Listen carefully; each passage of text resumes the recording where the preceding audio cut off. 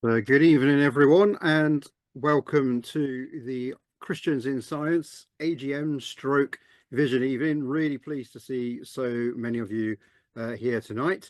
If you don't know me, I'm Gavin Merrifield, and I'm your General Secretary, and will be presenting tonight to you, ably assisted by Bill Clegg, who is our Chair of Trustees as well. And I'll just ask Bill if he'd open in prayer for us tonight. Thank you, Bill. Thank you, Gavin. I'd just like to read to you from Colossians chapter 1. The Son is the image of the invisible God, the firstborn over all creation. For in him all things were created, things in heaven and on earth, visible and invisible, whether thrones or powers or rulers or authorities. All things have been created through him and for him. He is before all things, and in him all things hold together. Let's pray. Lord, we thank you for the universe that you have created and us as part of it. We thank you for the gift of science with which we can explore what you have made. And we thank you for our organisation that brings us together as Christian people concerned and interested in the use and exploration of science. We thank you for what we can do and share together, and we commit this evening session to you as we hear, as we speak, as we discuss together, that you will give us a very clear guidance and vision for the future of what we do and how best to do it to honour you and serve your purpose. Amen. Thank you, Bill. I'll just share my screen with you. We've got an agenda for tonight. Hopefully we'll get through it fairly quickly, and we're going to pause a few points. So if you have any questions, you'll be able to ask us, ask me, ask Bill, anyone else here who might be relevant to that question, anything that you might want to stop and ask about. But we've done number one already, so we're doing very well. The second one is just to touch on the AGM. Now, you've all had your report sent out. If you remember, you'll have got these reports. They were quite comprehensive. We asked for questions, any questions on those reports, to be with us by Friday last week. We didn't receive any questions, but we did receive some very kind and very positive feedback from those reports. So thank you very much for that. So I just wanted to highlight a couple things from them. And the first of them was the 80th anniversary conference that we hosted in Birmingham about a month ago. And this was a really, really good event. It was great fun to be at. We had many good speakers, but I think the real highlight of it was the 12 short papers that we invited to be submitted, and members and non-members submit some really interesting papers, really good topics. So that is definitely something we're going to be doing more of in the future. The videos for this will be available at the start of January. If you were not at the conference, if you were at the conference, you'll be getting a link to those videos probably tomorrow morning, I think. But if you weren't there, check out those videos. It was a really inspiring event to be at, and I think it really shows that there's some good momentum and some good interest still in Christians in Science as we move forwards past our 80th anniversary. This year we've also been doing some online talks, and they've been pretty good, reasonably well attended, but I would encourage you all to attend them if you can. They're on very interesting contemporary topics and are a great resource just to help train us and equip us as we move forward in our new age of science and technology. And also, if you don't come, then the program will probably also all just end up being robots and aliens and spiders and anything else that particularly interests myself. So please come, and please suggest some topics that you might like to see covered at those events later in 2025. Also just want to mention the Task and Finish group, who were briefly mentioned in my report in that was sent out. I want to publicly thank them for working so hard behind the scenes in the last kind of year. I think they've been thinking about how we can restructure and reshape Christians in Science to move it forward. And they've also been actioning many of the points that we've come up with. And we're going to be continuing to meet and make more decisions and more discussions and generate more ideas to hopefully move our organisation forward. So thank you very much to the people on that team. You know who you are, and I'll hopefully see you in another meeting very soon.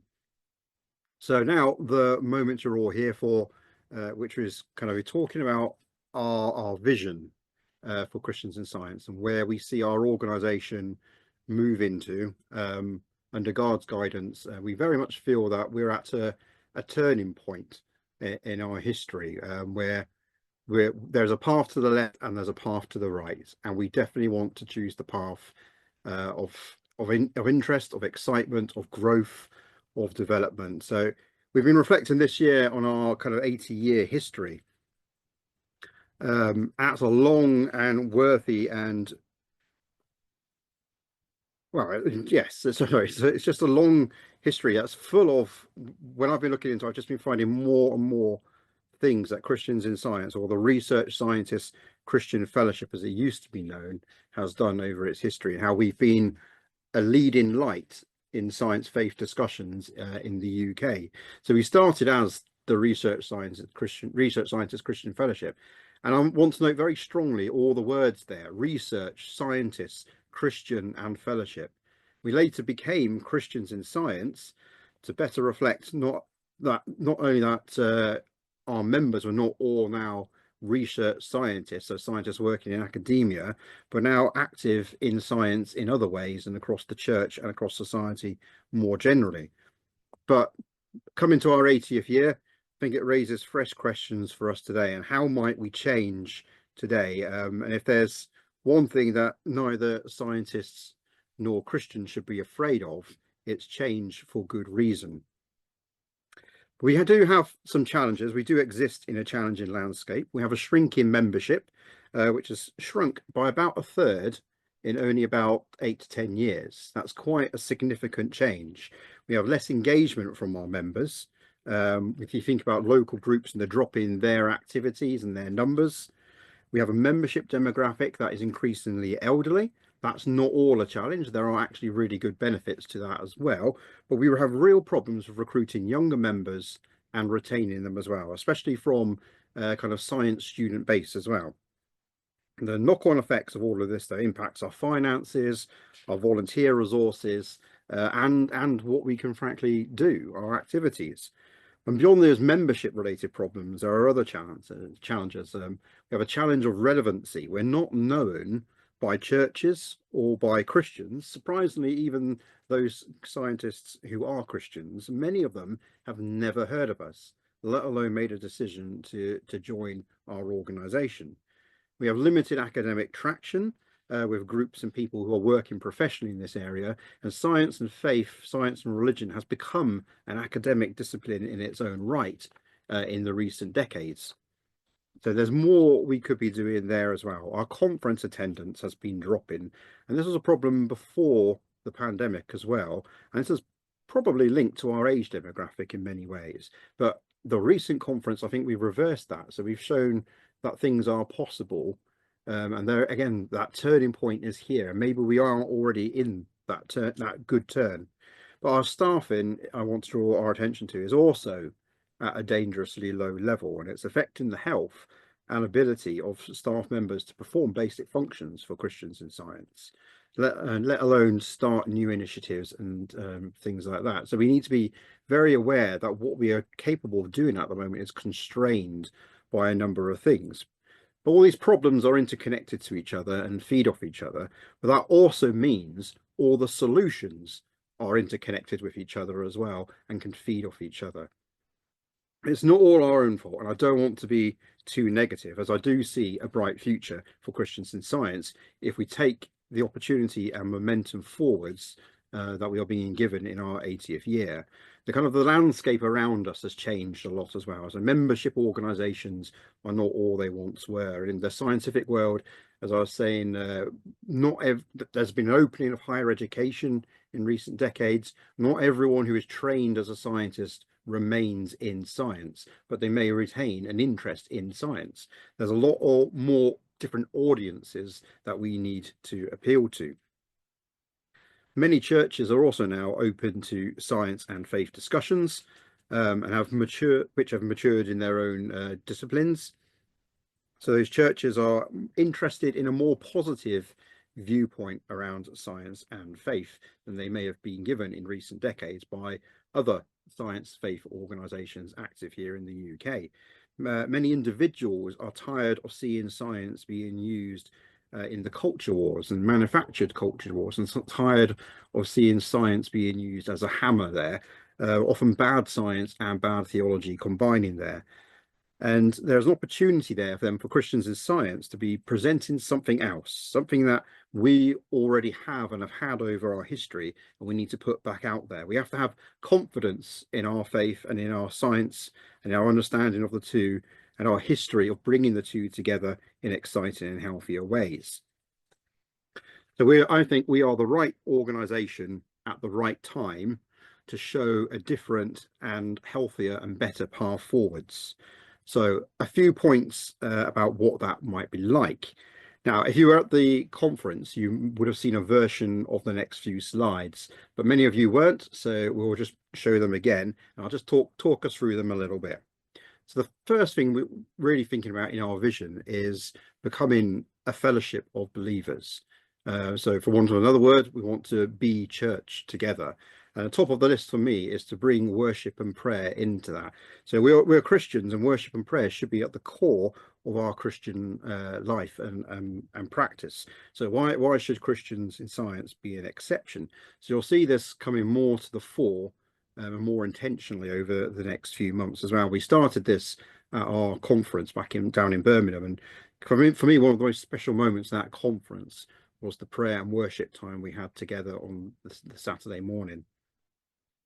We want to provide leadership to our members, but also the wider church. So many churches don't even know where to begin with what they perceive to be a very controversial area, the whole area of science and faith. So we want to take a leadership role in showing them a way forwards and to help them with the specifics about how to have good conversations around science and faith.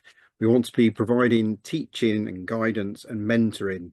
I'm thinking of things that will equip us all, both in CIS and in the wider church, with how to engage well and healthily with science and faith topics, especially when new areas emerge, kind of like artificial intelligence or bioethics.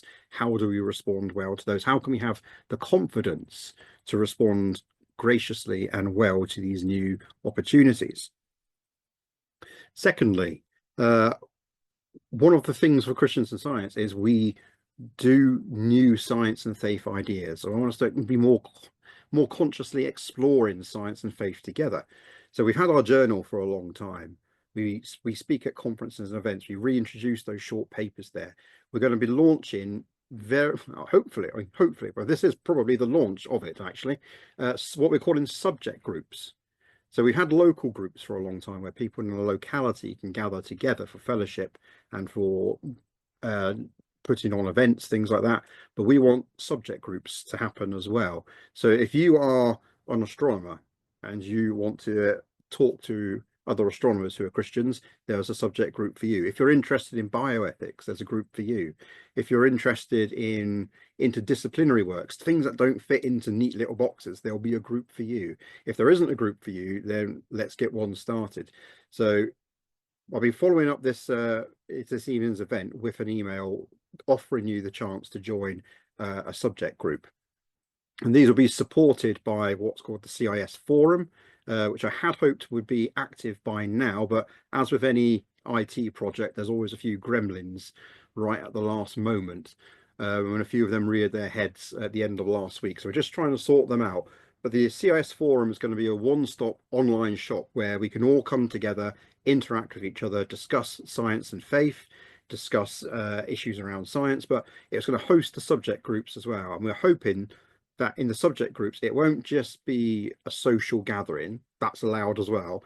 But if you're in the astronomy group and something that has provoked you in a matter of science and faith, you can get people together around you and you can start working on that as a new project, and you can then bring it to the conference as a short paper and then work on it a bit more and send it into the journal as a new paper in the journal. So the subject groups we're hoping will be the working groups of Christians in Science, and we want you all to get involved with those. We'll be launching the Oliver Barclay lectureship in the next week or so. I think that's going out. So that's our opportunity for young speakers to put themselves forwards and be sponsored to present at a number of Christians in Science events. And I'm hoping maybe we can do that at non-Christians in Science events and supply that speaker to them as well. Thirdly, we want to be sharing the good news of science and faith beyond the borders of Christians and Science. It's unfortunately still a necessary message just to get out there that science and faith can work well together. But it's still good news. And if we can get that good news out, then we can be talking about other areas as well, not just that science and faith are good together, but how they work well together. And we want to do this to the wider church and Christians. We want to do this to people outside of the church. We're quite uniquely placed. If you just think of our title, Christians in Science, you type that into a search engine, we come up at the top, and we get contacts from non-Christians wanting to know how to integrate science and faith. And at the moment, we have very little resources on our website specifically for that. But that's an area that we can really, I think, make an impact on, especially if our more positive view of science and faith working together. We want to become a trusted source to the press and media as well. So if they have a question around science and Christianity, they come to us rather than another organization, which is maybe not going to give them as helpful an answer. The fourth way we're going to do this as well is with partnering with other organizations. So we're saying that we're 80 years old. When we got going, there weren't a lot of other science faith organizations out there. Today, I'm happy to say that there's a lot of good organizations out there. There are some less good ones, but a lot of the good ones have come together in what we call the Cake Network. If you don't know what the Cake Network is, Christians in Science started it a couple of years ago to bring together all the organizations who are working on science and faith and public engagement, working with churches, to bring them all together to start talking to one another about what they're doing, how we can each help each other out. And it's been very, very successful. And we meet every couple of weeks. We borrow people from different organizations for our events. We advertise each other's events and we pray for each other. And it's really created an opportunity there to work more closely with a number of these organizations. So Bill will be talking shortly about how we're going to work with an organization called Guard on the Big Bang. And if you don't know them, they work in schools and they do science faith days in schools, and they talk to hundreds of pupils at a time, and they talk about science and faith, bring workshops in, and they do surveys before and after. And the difference in how the students think about science and faith is quite different at the start of the day, where they often see the two as in conflict, and by the end of the day they're changing their mind. So it's a good organization for us to be getting involved with. Other groups maybe that we could be involved in include the Now There's a Thought podcast. We had a lot of fun with them at our conference. They came into the live podcast recording. And they're a group that engages with people who maybe have low knowledge and understanding of science and also of theology, but the team there really feel that science and faith is an area that's important in our day and age for resources to be created for. And it's very conversational, it's a very fun thing that they do, and it's a great opportunity for us to get involved there. Other organizations such as Believe in Science, which is one that I run, we work with churches to help them engage their communities through science. So we put on science days, for example, but we host them in a church, and it's Christians running the event. So people come and learn about science, and that's great, but they go away realizing, Christians and church and science actually mixes. It's a very kind of gentle way of challenging the idea of conflict. So there's lots of other organizations. I've got Faraday written down there. SRT, which is the Science, Religion and Technology Project at the Church of Scotland. They're suggesting things like a shared week of prayer in the spring. And all these kind of cake organizations may be taking a day on of that week. So we'll be getting involved hopefully with that as well. But there's different organizations and we can get involved with them in different ways as well. So we're talking in a minute, Bill, we're talking about this close partnership that we want to do with God on the Big Bang, but it might be something looser for now there's a thought. We could, for instance, kind of hook them up with good speakers. We could help support them financially, but kind of like at a distance. We can trust them to get on with doing the job. There's no need for us to reinvent the wheel. We believe in science. With that, we've got 500 members in our organization. That's potentially 500 churches that could want a science event for their community. So we've got opportunities through our resources, we've got opportunities for our networks. There's a lot we could be doing with these other organizations. The other partnership I've not mentioned yet is you, with our members and with our friends and with other Christians and churches. We have a vision, but the vision needs resources, it needs people, it needs financing, it needs prayer, and it needs practical support. So you're here tonight, which I can going to take as you are a little bit curious, at least, about how you can get involved in this. But I'd also like to think you're here because you feel passion about how science and faith is perceived publicly, how it's perceived in the church, how we can grow and learn together around it as well.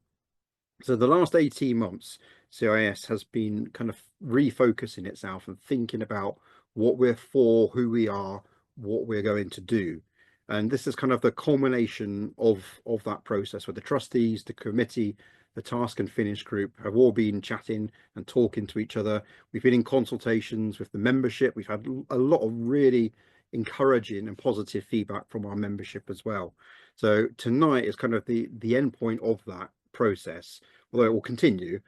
But we just want to now kind of start getting in gear. And after we've heard from Bill about God and the Big Bang, I'll just be outlining some of the practical ways that you can get involved with our new vision. Bill, over to you. Good, thank you. I just want briefly to say something about this development as a notable example of a direction that's new for us and that could be a model for other interactions that we have with other groups as well. Just to fill you in, and Gavin's given you the basics, God and the Big Bang is a science faith project that works with primary and secondary schools. It's been running now for about 11 years. It was set up following a debate at the Church of England General Synod on the subject of science and faith, and it began being hosted in the Diocese of Manchester. And they started work with some grants. They've had a few grants over these years, mostly from the Templeton Foundation, but also the schools that host them do support them financially as well. So what they do is, as Gavin says, go into schools and give presentations and in workshops, actually not just talking to the students there, but involving them in discussions and other things that they do. And then they see what a big difference this makes to the way those students think about science and faith. A few years ago, they moved from Manchester to be hosted at St John's College in Durham when David Wilkinson was the principal there. And the college was doing quite a lot in the science and faith area, which it still does some. But David has stepped down from that position, and it wasn't quite the same context for God and the Big Bang to work there anymore. So we've been having discussions with them, and the point is that God and the Big Bang work with schools, which Christians in Science has not previously done. But also they would like to be backed up by our resources of people, and our 80-year history is a good, stable foundation for them as well. So what we're going to do is explore how we can work together, initially in a fairly loose association, where we will help them with resourcing people and ideas, and they're the people that work in God and the Big Bang are largely young scientists, many of whom are not currently members of Christians in Science, so we'll be drawing the two together. And we're going to see how this works out. Eventually, if it works well, there could be a something more of a merger of the organisations, so that God and the Big Bang becomes effectively the school's outreach arm of Christians in Science. But we have to see how it goes. So that's just giving you some idea of where we are with that. We've only just made the agreement, so the details of it are still to be worked out. And it'll be a case of watch this space and see how it goes. And there could well be good opportunities for any of you to get involved in it. Over back to Gavin. Thank you, Bill. I think that's a kind of a natural point for us to take a break and see if anyone has any questions at the moment before we dig into some more detail. Does anyone have any question at the moment they'd like to say? You can type it either in the chat box or put your hand up and Matt will highlight you.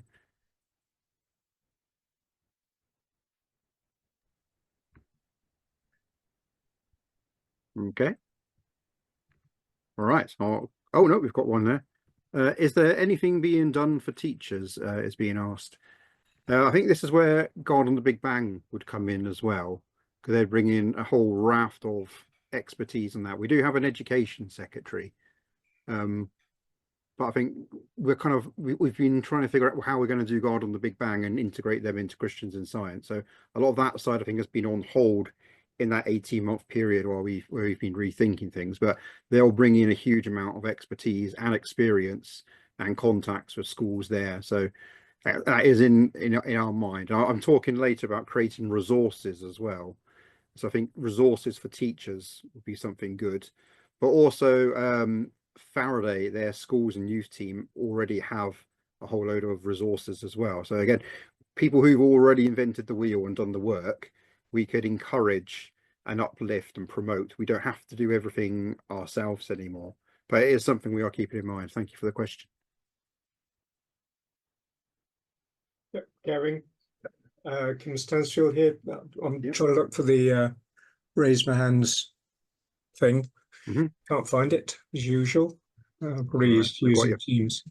Very quickly, although my original education was very much around science, well, material science, various levels, most of my working career before moving to university was in engineering, systems, software development, IT development, where there is a strong science foundation, but many people work in those fields, and I guess my question is, I really appreciate what CIS do, but at times it feels as though it's a little bit distant from the kind of population. I'm the chair of the Science and Faith group here in Worcester. Yeah. Having taken over from my PhD supervisor, stepped down a few years ago, and the university locally has recently opened a medical school, but primarily is nursing paramedics. So one of the issues for us in a way is that we sit more in the we've got local population with lots of presence in Kinetic and GCHQ and such places. So again, people with some form of science background, but you are anticipating science. You're anticipating one of my next slides. Right. Thanks. I'll shut up, Gavin. That's okay.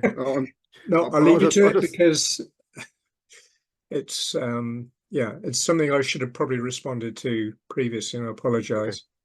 No, it's a good point, and it's like we need to broaden what we mean by Christians in science. I think we've had a relatively narrow focus, and I think we've come from an academic background, but a lot of science is now done outside of academia. And there's a lot of other sciences now. So at the conference, we had a number of social scientists, and some of them presented in the short papers, and they loved being with us. We had historians and theologians there presenting as well, and they loved being with us. There was something about our conference and the cross-disciplinary nature and the mix of people that they really liked. And that's something we need to be more conscious about, and how we appeal to people who are not in that kind of restricted academic science sense. So it's definitely something we want to pay attention to again going forwards. We had another question in the chat about the cake group. I will send a link round that has all the cake organizations in it that we have at the moment. We have a lot of organizations and we have a number of individuals as well. But I can send you the link that has the list of cake groups in it. And that will be useful for people as well. I think Ruth has just sent it round in the Oh, Ruth, well done. Thank you. On the ball. Thank you. Yeah, so that lists the current groups that are in there. But like I say, there's a number of individuals listed who aren't listed on that web page as well, who are in the groups. I think we've got about 30 people on the cake group. So it's nice and healthy. Yeah, Bill? Can I just make a response to Kim that some years ago, the organisation Christians in Engineering, which I think was having problems that we've had, but more seriously, actually officially merged into Christians in Science. But we haven't really exploited that and developed it as we should have done, and as I think we ought to. Yeah. So one of the new subject groups that I've listed on the forum already is an engineering group, because I remember when they merged and then nothing came of it. And I think there weren't many people who merged in, but they did, and we didn't do anything with it. So that is on us.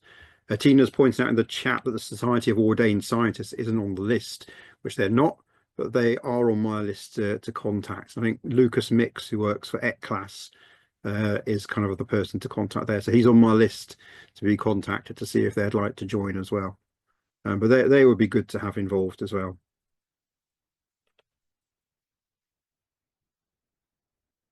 Okay, any other questions at all?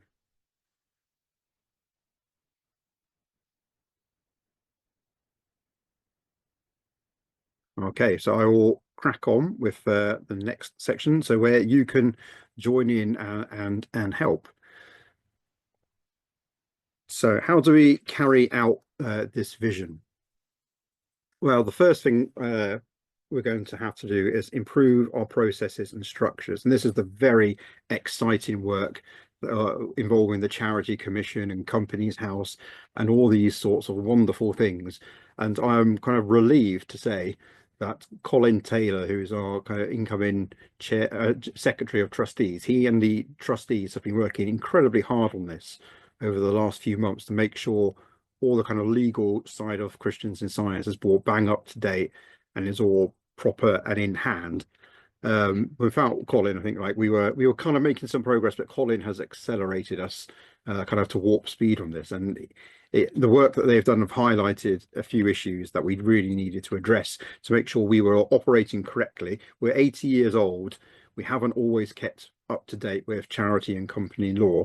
But the trustees are well on the case for that now. And I think that's very important, though, just to make sure we have our basic legal necessities in hand. And those are there to give us safeguards for how we work as a charity and as a company as well. So I've also got down there about creating opportunities for members. So as our activities and membership has shrunken, we've kind of coalesced more and more around a smaller and smaller group of people who are doing most of the work or Christians in Science, and that's been unfortunate and I think in a large part accidental. And I've spoken to some members who've wanted to get involved but haven't seen an opportunity or known how they can get more involved. So hopefully we can start to reverse that, and part of today is part of that process as well. So going to what like Kim was saying, we're going to need to broaden our tent, and this is going to require work from all of us. We're going to need to raise awareness of Christians in Science. We are, as I said before, under aware in the Christian community. I have Christian scientists who say, never heard of you. We go to Spring Harvest or Greenbelt and people there are like, nope, never heard of you. But they have heard of some of these other less helpful organizations. So we definitely, I think we've been in some ways resting on our laurels of our 80-year history in some ways, and we need to be more proactive about getting out there.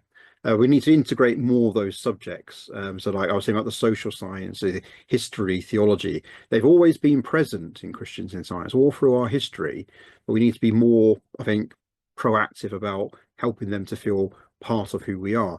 We need to be more proactive about people who are in industry. I think we were saying about engineers, we're talking about people working at big industrial companies like Kinetic. Can people at Kinetic have a local group at one of their sites there, for example, I'm thinking, but also people who've trained as scientists, but they're now working in something like publishing or business. But they retain that interest in science and how it integrates with their faith. There's no reason why they shouldn't have and feel at home in Christians in Science as well. Well, increasing our diversity, we should be leading the way in terms of diversity. We're not a very diverse organization, and we're not very good sometimes at kind of bucking that trend. We had a very, very good talk from Nathan Bosa at our conference. So when that goes online, I really urge you to listen to that. But he was challenging us not just to increase our diversity, but take the lead in it. Take the lead in it in terms of church circles, but take the lead of it in terms of science circles as well, where there are huge problems with diversity. We can be a witness and a good voice in those areas. And we're not going to be doing it just to tick a box. We're going to do it because it's going to benefit us as well. And it's the right thing to do. We're not into tick box exercises here. We are going to increase our diversity for good reasons. We had more range of speakers in terms of subjects, backgrounds, ages, race at our conference. And someone commented to me that they looked at a photo from our conference and they could really see the difference this year in the background of people coming in the back. And part of that is making people feel welcome and part of the team as well. So we're going to need to pay some attention to that and be quite conscious about what we do there. I said about working with partners and what the cake organizations, but there's a lot of other organizations out there that we could be working with as well. And they're not all necessarily Christians. We're science as well. So you think about organizations like the BA, you think about the research councils, the big medical charities. Is there stuff that we could be doing with them? It's recognized that religious attitudes are often challenging to medical and bioethical issues. And my experience of speaking to these organizations is they're keen to find groups who can speak to religious audiences, and we can be a good bridge for that. And I've got changing our reputation there, because I say that we're not known, but we are known in some quarters, and in some parts of the church, we don't have a good reputation. And that's not necessarily deserved, but there are parts of the church that are reluctant to engage with us, and they view us with a little bit of suspicion because they view us as a kind of capital E evangelicals rather than little e evangelicals, which is what we are. And they associate us with some of the extremes that we've seen in some parts of the very evangelical church. And we need to be bigger than that, and we need to help people to find a home with us in our organization. I'm going to bring up finances because I'm brave, and I don't see why it should be kind of brought up half apologetically at the end. But most of our money at the moment comes through membership subscriptions and charitable giving, most of it actually through the giving side of things. And in recent years, though, we have begun to hold our own in terms of incoming and outgoing finances. But we've done that by curtailing a lot of activity and curtailing staff, and that has had negative financial impacts. Now, to pull off the vision that we've been outlining tonight, we're going to need funding for this. We should be able to have money from being a membership organization, from membership fees. We love the giving, please give more. But can you persuade your church to see us as a mission partner? And we're quite happy in churches to give money to different organizations. Why not Christians in Science as well? And that is a two-way thing. We need to give them a reason to give us money, which means we need to improve the resources that we're offering churches, improve the offer that we're giving them in exchange for that support. So we absolutely need core funding to increase, and that needs to be sustainable if we're going to bring about this vision. But I've also put down project specific funding there. So if you want to support God and the Big Bang's work in schools, like you can earmark any donation for that. If you want to set up a bursary for a student to attend a conference, you can do that. If you want to sponsor Now There's a Fort, I think we can arrange to do that. So if you don't want your money just going into the central pot, then there are ways that we can help you with that. But I also want to encourage you to be proactive with fundraising. So we've got Bill tonight. I'm not saying everyone needs to do this, but Bill cycled the length and breadth of the country from Cornwall to the top of Scotland, raising money for Christians in Science. So can our members do something like that? That not only raises money for us, but it gets our name out there as well. I would love to go to a Christians in Science bake sale. My daughter's not quite at the mass production stage of baking yet, but one day. But we're going to be putting out there some ideas for fundraising from our members. And I think that will help members to be more encouraged to be part of the organisation as well. Grant applications, we haven't got any out there at the moment, but it's maybe something we need to think about again. But I think in the last 10 years or so, we maybe became too dependent on grant applications. So we need to be careful there. And they're usually for specific projects as well. But that's, again, something that we can be thinking about. And I got down there external donations and funding. And like, if you know someone who could be persuaded to donate to Christians in Science and our work on a one-to-one basis, then get in touch, and we can chat to them and try and share our bit of the vision with them, and show them how a donation to us will help with the mission of the church more widely. So lots of ways. And when we say about increasing our financing, we're not just asking you to put your hand in your pocket. That's nice, please do that, but also be creative with what you're doing as well, and use it as an opportunity to market Christians in Science.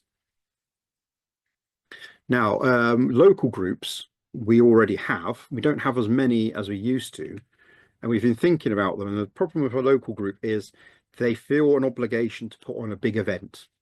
They feel an obligation to organise a speaker.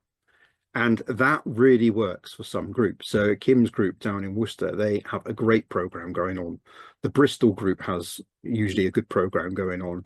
And Southampton and Manchester, in the past, we've managed to do good programs as well. But it does take a lot of work. So we're aiming, you don't have to, if you're doing great stuff already, Kim, especially. But local groups, we'd like to see them be in more kind of social groups and low key in terms of the effort required to organize them. So the suggestion is you could have a local group in your town or city, and what you do is once every 4, 5, 6 weeks, you say, we're going to be at that coffee shop, we're going to be at that pub. And even if it's like 3 or 4 of you who get together regularly, that's your local group. Those are the people you're in contact with. And you might then start planning something bigger if you wanted to, but the core thing we want you to do is to spend time together, get to know each other, chat, and just, as you were saying earlier, be a fellowship together. So we want that to be low key, low effort to organize, but we'd like you to do that regularly. So if you haven't got a local group in your area, get in touch with me, and we can start to see how we can help you with that. We can contact all the other members in your area. We can help you advertise through your churches, but little and often is how I think we want local groups to go. And then alongside that, we'll have these new subject groups where we want people to explore science and faith a bit more, and kind of, like, as I was saying earlier, do the work of research into science and faith. And I think those can be a fellowship as well, but you might want to do those in different ways. So an astronomy group, I always say astronomy because I like it, but an astronomy group could go away for a weekend together and run their own star party. And that's something that they can invite friends who are not Christians to as well. The bioethics group could do a workshop on the latest developments in CRISPR technology and bring people together that way. Whatever you want to do in your subject area, we would like to encourage. I got down there teams and volunteers, and I don't like the word volunteer at all, but that kind of best describes what it is. And I've got a diagram, because it's a science presentation, to show in a minute about what these teams might be and where they might fit in. But there's a lot of legwork and hard work actually that needs to be done to fulfill this vision.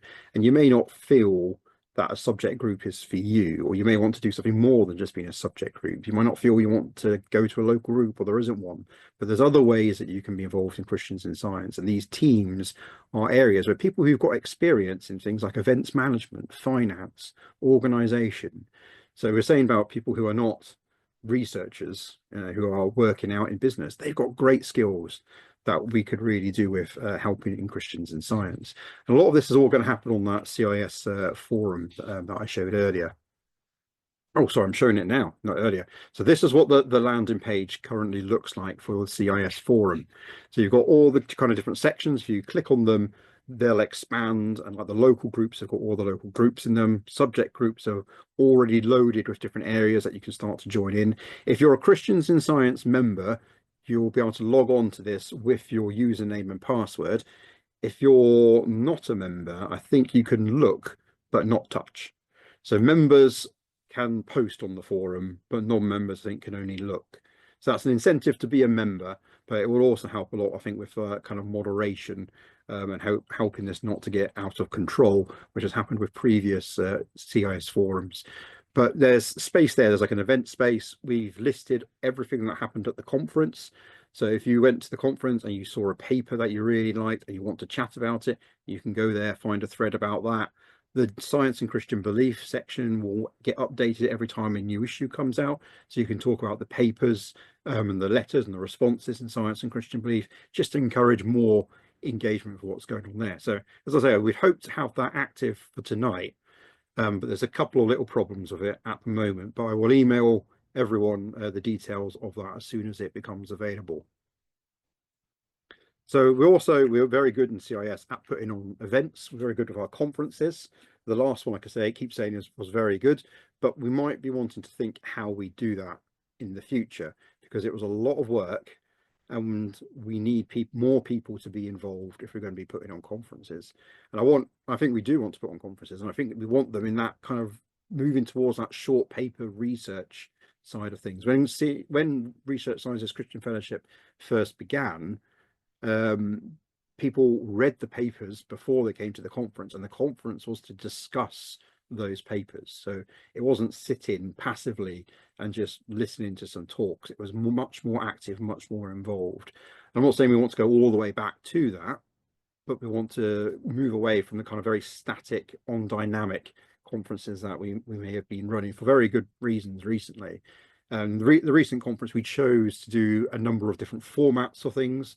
We had discussions, we had interviews, we had talks, and that worked very well. So we'll be continuing that trend. I've got down there the CIS Roadshow, which is a new idea that Mary and I have been knocking about. And the idea there is to have a Saturday morning around the country at different locations, where normally good talks on science and faith or good resources aren't provided. Host it in a local church, and it will be 2 or 3 talks stroke interviews just to introduce science and Christian faith to new audiences. So this will be ideal to invite your church minister to, ideal to invite your inquiring friend to, but we're going to need help running these as well. We're going to need local contacts on the ground who can offer their church, who we're going to want local speakers as well. I think it's going to be important to have a good mix of speakers going to these things and to have them be known to be local as well, so they can be invited to other things as well if it goes well. So that's the roadshow idea. You'll hear more about that over the next few months as it develops. Your local and subject groups can put on events as well. No one's going to stop you if you want to do that. If you want to do an online event, we've got a Zoom account and can help you with anything that you need there as well. Student events, we're having to really rethink those because we're losing so much traction with students. We had a number of postgrads at the last conference, which was really encouraging, but we really need to be thinking about how we work with undergraduate students. So if that's an area you're passionate about or interested in or have good ideas about, drop me a note, because that's really an urgent area. I was thinking about the online talks again there, because they're going to be starting again in January. And we're also going to start an online training program in January, where it'll be things like how to write a paper for the journal, how to talk to your church about science and faith, how to talk to schools about science and faith.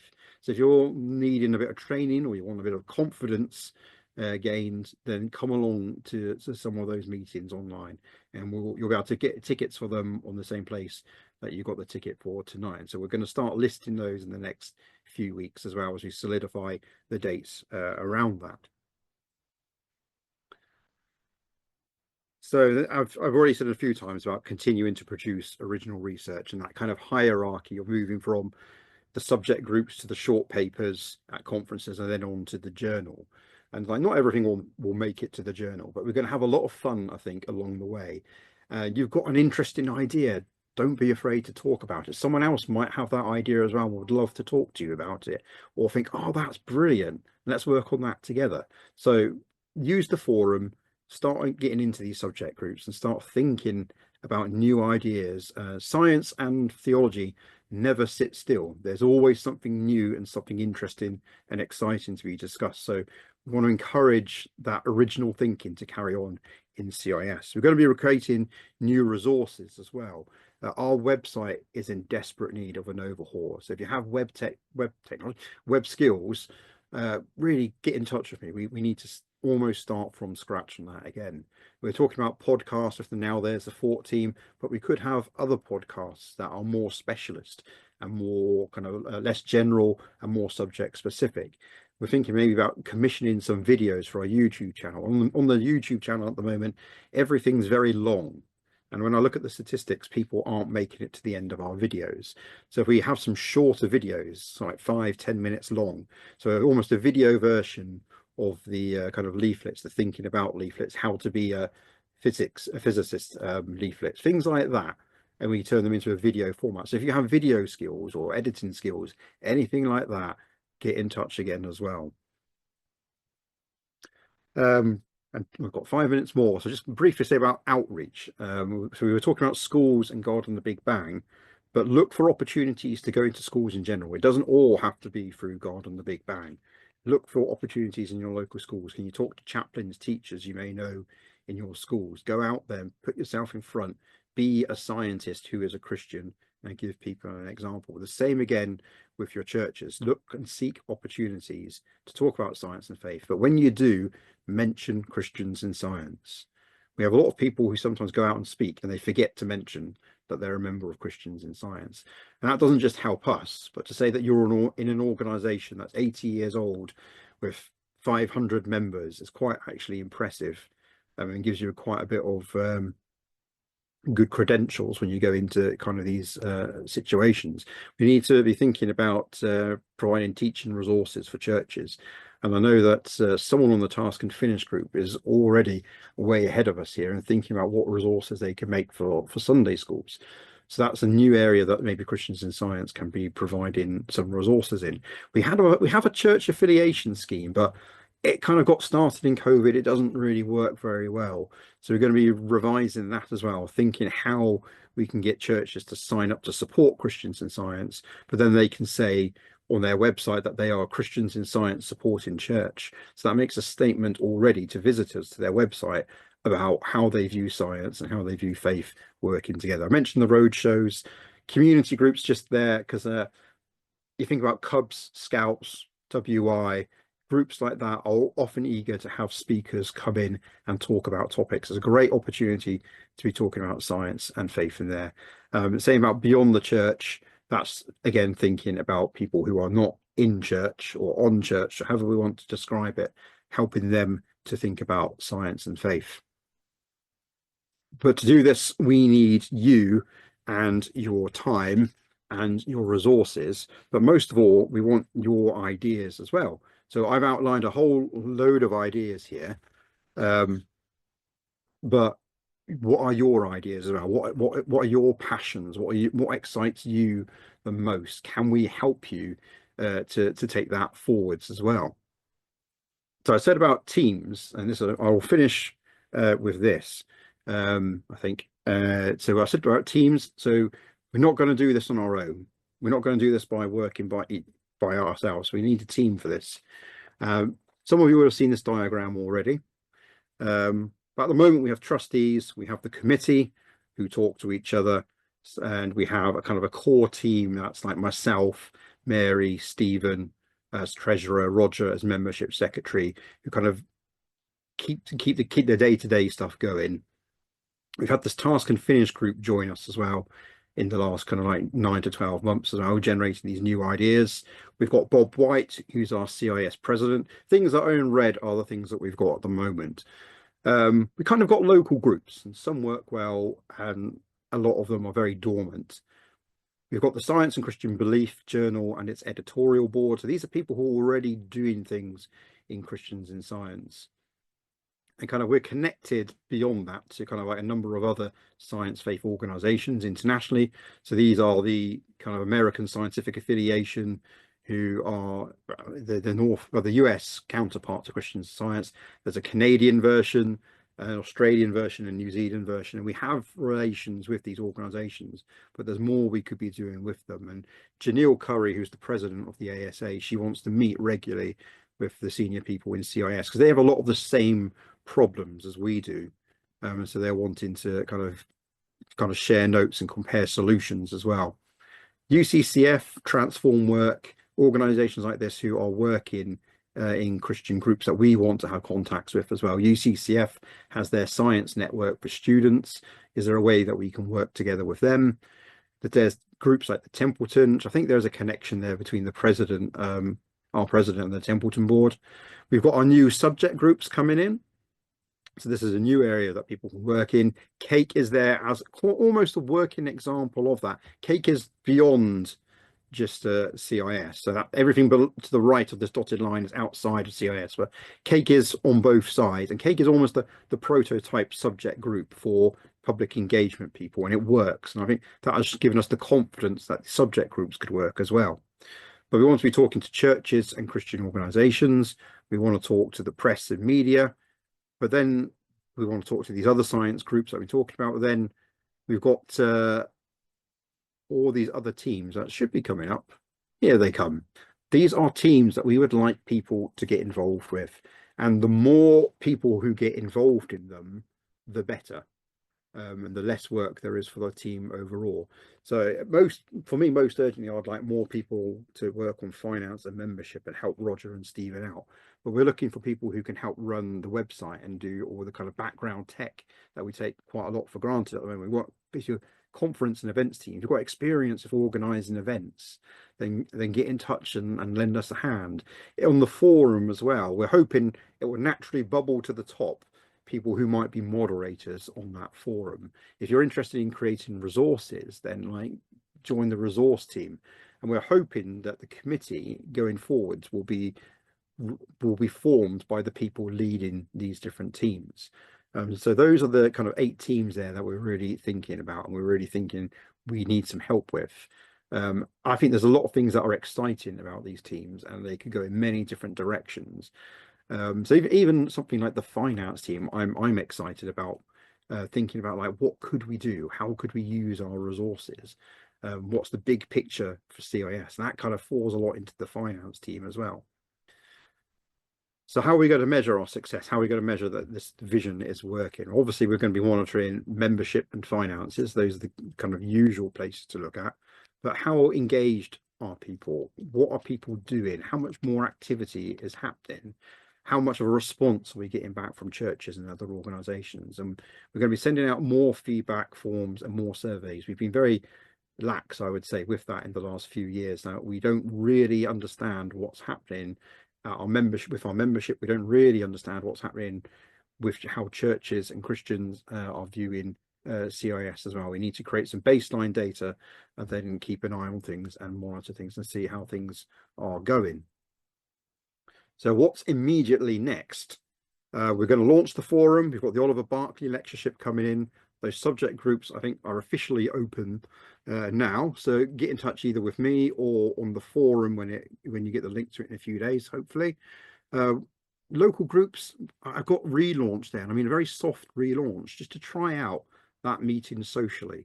Pick a Monday, pick a Tuesday, whatever day you like, and go and have coffee, go and have a drink. Whatever you want to do, whatever you feel comfortable with, and just try and get some of those local groups moving again. If you want to join one of the teams, please get in touch. The online talks program and that online training program will be available soon as well. So those will be kicking off in January 2025. So keep an eye out and please sign up and come to those events as well. We're going to need help with the roadshows. We need help with the conferences. Conferences and roadshows have to be organised, I think, quite far in advance. So we're seeing roadshows might start in September 2025, but we need to get them organised in the first few months of 2025 if we're going to advertise them properly. And get people signing up for them. We need to decide if we're going to go to Christian events and festivals, things like Spring Harvest. We need volunteers for that. Can you spare a few days or even a day to go to one of these events and help run a stand at these events? Again, get in touch. The 80th anniversary conference videos will be going live in the next beginning of January. We're going to be integrating God on the Big Bang and thinking about how that happens. And we're going to be taking that carefully and just seeing what works best for both organizations. But again, that's going to generate some new opportunities for our members to get involved there, but for their members and speakers to get involved with our work as well. I want to generate those new online and print resources, those new videos, leaflets on new topics like AI and things like that, where we don't have at the moment and we've been asked about them. And we're going to look at those shared opportunities with the cake groups and try and expand cake some more. And I've got and more because like my time has run out and I could keep going. And there's also going to be all the ideas that you generate as well, which I'm going to really want to hear. I've been seeing as I've been speaking, there's a lot of messages going into the chat. I don't know if Bill's had a chance to look at any of those and can respond or. Not to individual ones. Some of them need some quite long answers actually, and need thinking about. But I've just put a comment at the end that let's get this going into the forum. Yes, definitely. We've run out of time tonight. That there are a lot of things here I'd really like us to pick up on and discuss and see where they lead. So it should be a good way of getting the forum going. Yeah, and see if it works. Excellent. That is a very good suggestion. Yeah. Like as I say, we'll try and get that out in the next few days. Yeah, I mean, some of these questions like what's our relationship with UCCF? That's a long answer. that is a long answer, yeah.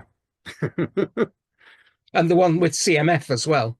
You know, there are thoughts and discussions going on, but it would take we haven't got time tonight. We'd need another hour to talk about these things. Yeah, so there's a question there about will the local groups be meeting again? I can only hope that they will. Manchester you mentioned specifically, so I think yes will be our answer for that one. But I'll be getting in touch with all the local leaders and people who used to be local leaders to see if I can encourage them to start those groups again. And as I say, it should be fairly low key to get them moving again. But if you don't have a local group in your area, just start one. We can help you get in contact with members in your local area as well. So that those road shows that we're thinking of doing, like we're hoping that they'll catalyze local activity as well. So if we're thinking maybe we're going to go to Aberdeen, we might go to Cardiff, we might go over to Ireland with the Southwest, places like that, which used to or could have local groups going. The conference in Birmingham, I had 5 or 6 people come up to me and go, is there a Birmingham group? And I was like, well, I'll get you all together and there's a group straight away. So these things are all possible. And I think we just need to do it.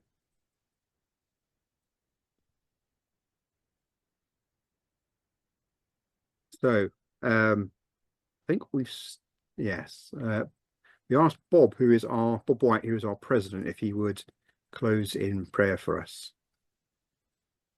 Yes, I'll do that now. So let's pray, shall we? Father, we do thank you so much for these 80 years of CIS. Thank you for the impact it's had on many of us on this meeting tonight, but also probably many that we don't even know about. And we do pray that its ministry may continue into the future.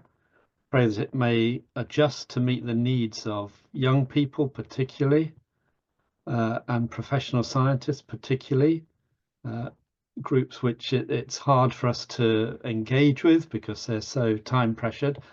But we pray that in your sovereignty we'll be able to reach key people in those groups. And we thank you for all the work this Task and Finish group has been doing. Thank you for all the ideas we've heard today. And we do pray that might indeed finish well, with good ways forward, ways which are in line with your priorities, Father, and that they will meet with good success because we are aligned with you. So we thank you for all your faithfulness to us over the years, and we commit ourselves to it in the future. So thank you so much for everybody, every single person here, and for all those for whom CIS has been a really important part of their faith journey. And we thank you and pray this in the name of your Son, Jesus. Amen. Thank you, Rob. Thank you everyone for coming. I will make sure to send around some notes and some relevant links for different things to everyone who's come. But thank you again so much for coming and for listening to me for the last hour. I hope we've inspired you and showed you that there's a lot of excitement that could be here. And yeah, please volunteer, even though we don't like the word volunteer. Please consider how you'll support us. Most of all, please support us in prayer as we're going forwards as well. We want that prayer and worship to be central to how we take things forwards. I think that can start now. Thank you, everyone.